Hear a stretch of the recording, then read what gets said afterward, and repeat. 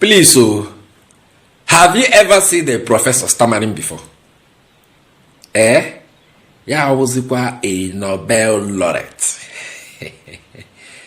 And the Nobel Prize where you win. Now for English or literature, English, all of them together. Are you getting it? Nah, person will win Nobel Prize for English literature. They stammer. He's in short of word. You don't know what you want. What Tinubu cannot do does not exist. You cannot support illegality and not look stupid or not look lost.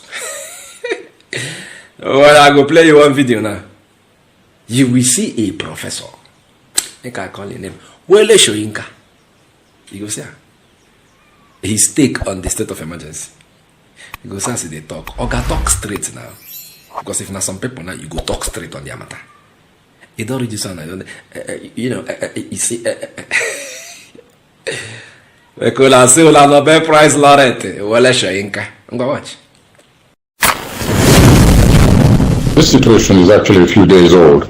I was watching what action will be taken by the House of Assembly, by Senate, and even by the affected politicians in Rivers State, whom I expect to be in the court by now.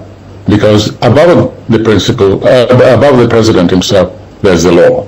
And I expect those who are affected to take the primary step. Let me confess that I was surprised at the ease with which this emergency law, that step, was applauded and passed. And then the critical question, even within the powers of the president under democratic dispensation, there are areas of discretion. And you're quite right to point out this wholesale suspension of everything to government. I think that's an over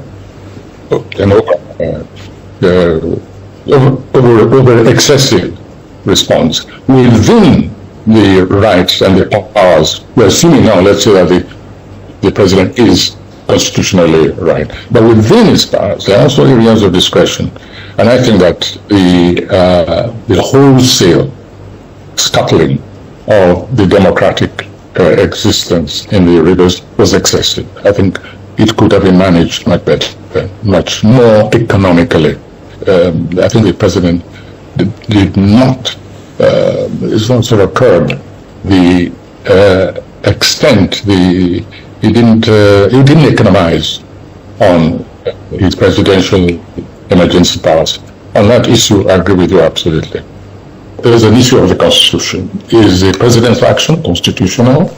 And I hope the affected politicians, governor and representatives, that they test this all the way up so that we get a clearer picture once and for all.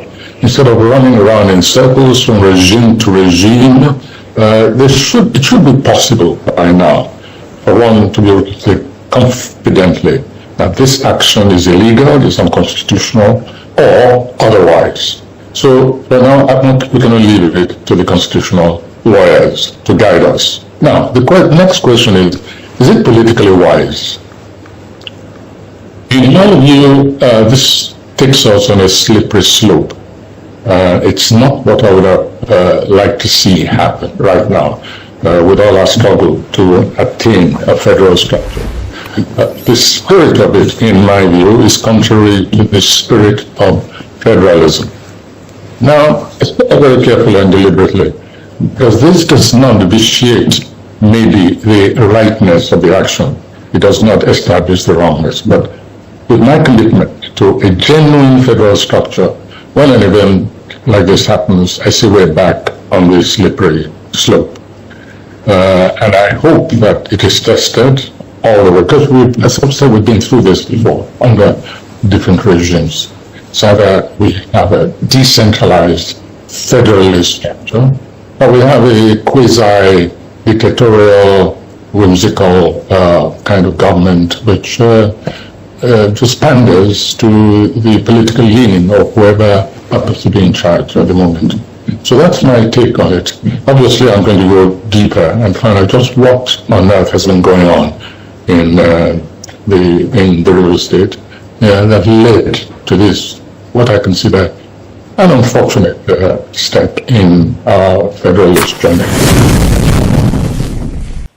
You watch him. Did it make any sense to you? Some people are saying he condemned the state of emergency in River. Oh God, this guy don't condemn anything. Nothing he condemn. Just say, just imagine some another person did there. Maybe Obasanjo, because you know they use IC Obasanjo. Say no Obasanjo. Okay, Obasanjo don't run am before. When I go check what he talk that time, what Obasanjo run am. Go and check. You go know say these guys a bit talk. He go know say it's a bit talk. But nah. In own man, na in run am. He say, the people that are affected, they should take it to court and run it straight up to the Supreme Court so that we can have a final verdict on this matter. Oga Mechion. I don't say you don't old. But this one when you talk, I beg Mechion, no. Close mouth. Run with it. If you want to condemn it in its totality. You just speak English. No, nothing. If they ask me now, say, when see Wole Soyinka talk for that video, I don't know what you talk about. Some they say you don't condemn anything. You only say, they should run it up to where Supreme Court again. Who they control the Supreme Court? Who caused the problem in the first place? No be Supreme Court. When Supreme Court came out and gave that their judgment, did you say anything? You don't talk. Now, like same Supreme Court, you say may they run the matter straight to Supreme Court so that Supreme Court will give a final verdict on the matter. Even we're going by common sense. Elected government officials. Another elected government official suspend elected government official. And does it even make sense? You were elected. And that person was elected. You were the elect, they suspend another person with the elect. Does it even make sense? State of emergency. They say adopt extraordinary measures. Not be to sack who, to suspend who they elect. Take extraordinary measures. Bring in army. Declare state of emergency. Declare state of emergency. Bring in the military. Deny people their rights. Right of movement. No, those kind of things to ensure. Not be saying make you go suspend who people elect. When you are also elected, both of them are the same place, the same line, the same scale. Elected. One elected, suspend another elected. Wole Soyinka talk through. They rigmarole. They run round the circle. Well, what do you expect him to say? When they name the road after him in Abuja. Not being Wike name road after. Okay, Wike suggested to Tinubu, and Tinubu named the road after Wole Soyinka. So what do you expect? Okay, make a contact to them, make they go wipe that name where they write for that road. Say don't be Wole Soyinka road again, they find another person name put there. The only legacy I have in Abuja. No, nah. You know, go ever talk to. So now this kurukere way you talk now, that is the only way. 90 years. I don't know what you stand to lose again, Oga. How you so you go stay? Maybe more 10 years, 100. Now you could even tell God, I beg, call me to glory. What do you stand to gain if you don't say the truth the remaining days of your life on earth? You still look young and strong. We wish you long life and prosperity. But Oga, wish you. You are too old for all this hanky-panky. Wish you. Anybody wake you yourself, you know that early. Now old man you be. 90, na celebration of life. Wish you. I go sooner or later, beg. For over a decade, this has been the birthplace of innovation. Innoson Vehicles is a testament to resilience, employing international best practices to create more than just a car.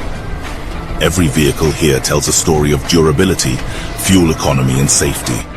Crafted with the African spirit, the Nigerian heart. These vehicles surrounding me embody the unique concept of regionalization, each one designed to cater to the tastes and preferences of our people. From the streets in Nigeria to the terrains of the Sahara, these vehicles are designed for our roads, for our people. This is more than a vehicle. It's a symbol of our progress, our resilience, our collective success story. Your feedback drives us to continuously innovate and improve. Innoson Vehicle, the pride of African roads.